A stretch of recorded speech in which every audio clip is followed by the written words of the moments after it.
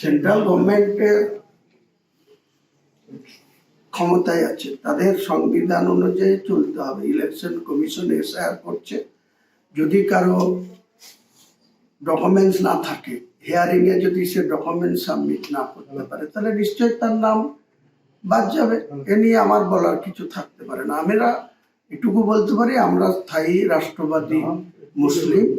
আমরা এই মুর্শিদাবাদে 99%, তারপরেও যদি থাকে পার্সেন্ট, সেই পার্সেন্ট ভারতবাসী। এখানে বেআইনি অনুপ্রবেশকারী নেই বললেই চলে।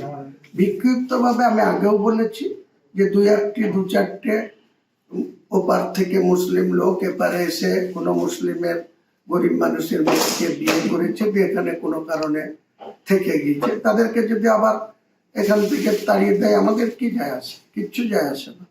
কেউ যদি অবৈধ কাজ করে, কেউ যদি অবাঞ্ছিতভাবে একটা দেশ থেকে সেই দেশের নাগরিক সাজতে চায়, তাকে তো দেশ থেকে বিতাড়িত হবে। এ নিয়ে আমাদের কোনো তো বলার কিছু নেই। আমি কোনো অন্যায় করি না, কোনো অন্যায়কে সমর্থন করি না। তো ওনার পিসিকে আগে মন্দির করা থেকে বিরত থাকতে বলুন। আর যে মন্দির করেছে সেই মন্দিরে গিয়ে আগামী দিনে ভবানীপুরে কন্টেস্ট না করিয়ে উনি কন্টেস্ট করুন। ভবানীপুরে করবেন না নন্দীগ্রামে করবেন। আর পিসিকে অবসর নিতে বলুন। আমি আগামী বিধানসভায় দুটো সিটে লড়বো বলছিলাম। উনি যদি ওনার পিসিকে ওই কি মন্দির করেছে, জগন্নাথ ধাম নাকি, ওই ধামে গিয়ে বসিয়ে যেতে বলুন। আমিও তাহলে কন্টেস্ট করবো না। আমি চেয়ারম্যান পদ অন্য কাউকে ছেড়ে দেবো, দিয়ে তৃণমূলের সঙ্গে কন্টেস্ট হবে। আগে পিসি মন্দির কথা শিখিয়েছে, ওই দুর্গাপুজোর অনুদান দেওয়া দেখেছি, শিখেছি। পিসির সঙ্গে ওই জন্য তো টক্কর দেওয়ার জন্য মসজিদ করছি। তা মসজিদ করলে যদি অবসর নিতে হয়, রাজনীতি ছাড়তে হয়, তাহলে ওনার পিসিকে আগে ছাড়িয়ে দেন, যে উনি আগামী দিনে মুখ্যমন্ত্রীর প্রজেক্ট ক্যান্ডিডেট হোক। তাহলে বোঝা যাবে উনি কত বড় ট্যালেন্ট নেতা আর কত ওনার জনসংযোগ আছে। শুধু কিছু চামচাদের পুষে রেখে তাদের মাধ্যমে টাকা কালেকশন করে ওনার যে ফতোয়া, ও ফতোয়া হুমায়ুন কবির কোনোদিন মানবেও না। আগে পিসিকে অবসর নিতে বলুন। পিসিকে আগামী দিনে বিধানসভায় কন্টেস্ট করা থেকে আগে কেউ ঘোষণা করে দিতে বলুন। যেদিন ঘোষণা করবে 24 ঘন্টার মধ্যে হুমায়ুন কবির চেয়ারম্যান থেকে অন্য কাউকে চেয়ারম্যান করে দেবে।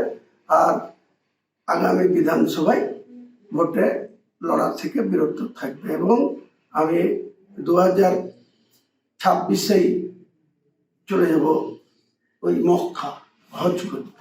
উনিকে আগে ওই ধামে যেতে বলুন, ওই যে কি ধাম করেছে, জগন্নাথ ধাম। ওখানে গিয়ে পদ্মার হাওয়া খেতে বলুন, জলের ভালো হাওয়া পাওয়া যাবে ওইখানে। অবসর ওনার পিসির ক্ষেত্রে আগে বলুন, রাজি করান, তাহলে তো আমি রাজি হয়ে যাবো সঙ্গে সঙ্গে।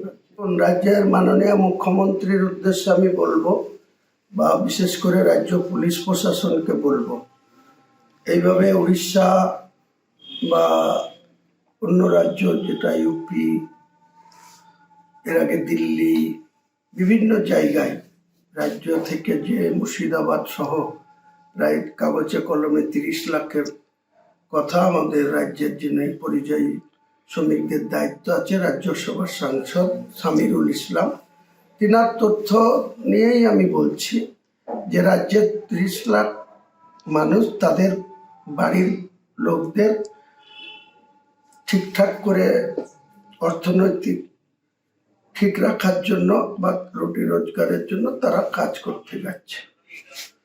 আপনারা অপর দিকে লক্ষ্য করুন যে পশ্চিম বাংলা থেকে 11 কোটি মানুষের মধ্যে 30 লাখ মানুষ বাইরে কাজ করতে যাচ্ছে। এটা এমন কিছু অস্বাভাবিক না, স্বাভাবিক। আপনি অপর দিকে বাংলায় ওই উড়িষ্যা সহ অন্য রাজ্য থেকে আমার কাছে তথ্য আছে 70 লাখ 72 লাখ মানুষ কিন্তু বাংলায় বিভিন্ন কাজে যুক্ত আছে। আমি রাজ্যের মাননীয় মুখ্যমন্ত্রীর কাছে অনুরোধ করব, আবেদন করব যে আপনি এটা গুরুত্ব সহকারে সেন্ট্রাল গভর্নমেন্টের সঙ্গে কথা বলুন, পার্শ্ববর্তী রাজ্যগুলো যেখানে মুখ্যমন্ত্রী সহ তাদের প্রশাসনের সঙ্গে কথা বলুন।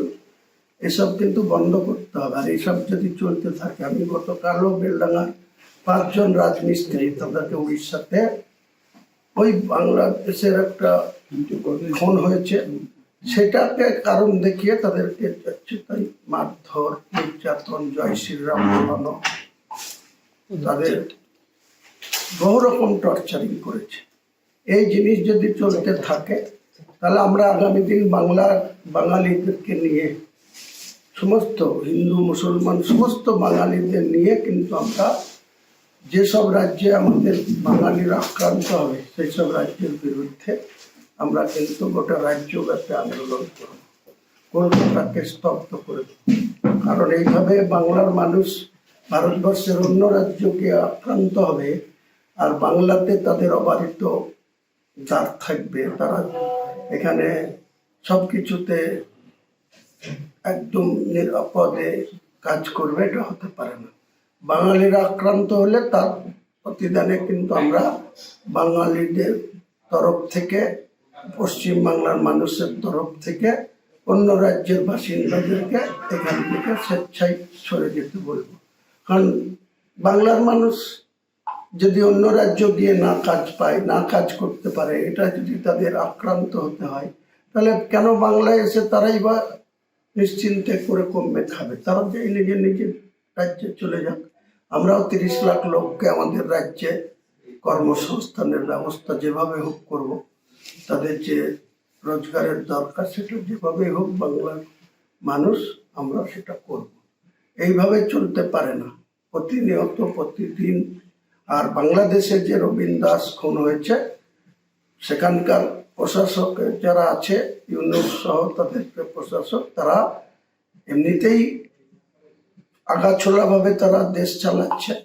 তাদের দেশের অভ্যন্তরীণ বিষয় নিয়ে আমরা বলতে চাই না, কিন্তু ফেব্রুয়ারি মাসের 12 তারিখে সেখানে যদি নির্বাচন হয়ে যায়, নির্বাচিত সরকার আসলে নিশ্চয়ই এ ধরনের ঘটনা ঘটবে না, এটা আশা করি। কারণ আমরা বাংলাদেশের অভ্যন্তরীণ বিষয়ে যেমন নাক গলাতে পারি না, সেরকম বাংলাদেশের একজন খুন হয়েছে তার জন্য এখানে বাঙালিরা, বাঙালি মুসলিমরা আক্রান্ত হবে উড়িষ্যায় বা অন্যান্য রাজ্যে, এই জিনিস কোনো মতেই মানা যাবে না। আমরা যেমন সেই খুনের যারা দায়ী বা যারা আসামি তাদের বিরুদ্ধে কড়া ব্যবস্থা নিক বাংলাদেশ সরকার, এটাই বলবো। পাশাপাশি তার বিনিময়ে বাঙালি এই মুর্শিদাবাদ সহ বাংলার মুসলিমদেরকে গুজরাটে গিয়ে আক্রান্ত হতে হবে, দিল্লিতে গিয়ে আক্রান্ত হতে হবে, ইউপিতে গিয়ে আক্রান্ত হতে হবে, এটা চলবে না। এটা কেন্দ্র সরকারকেও ব্যবস্থা নিতে হবে, রাজ্য সরকারকেও মানুষের নিরাপত্তার বিষয়টা গুরুত্ব দিয়ে দেখতে হবে। একতরফা এই ধরনের চলতে আমরা দেব না, আমরা আন্দোলন করব। আমাদের ভিডিও ভালো লাগলে লাইক এবং শেয়ার করুন। কমেন্ট সেকশনে গিয়ে জানান আপনাদের মতামত। আরও ভিডিও পেতে আমাদের চ্যানেল সাবস্ক্রাইব করুন এবং প্রতি মুহূর্তে খবরের আপডেট পেতে প্রেস করুন বেল আইকন।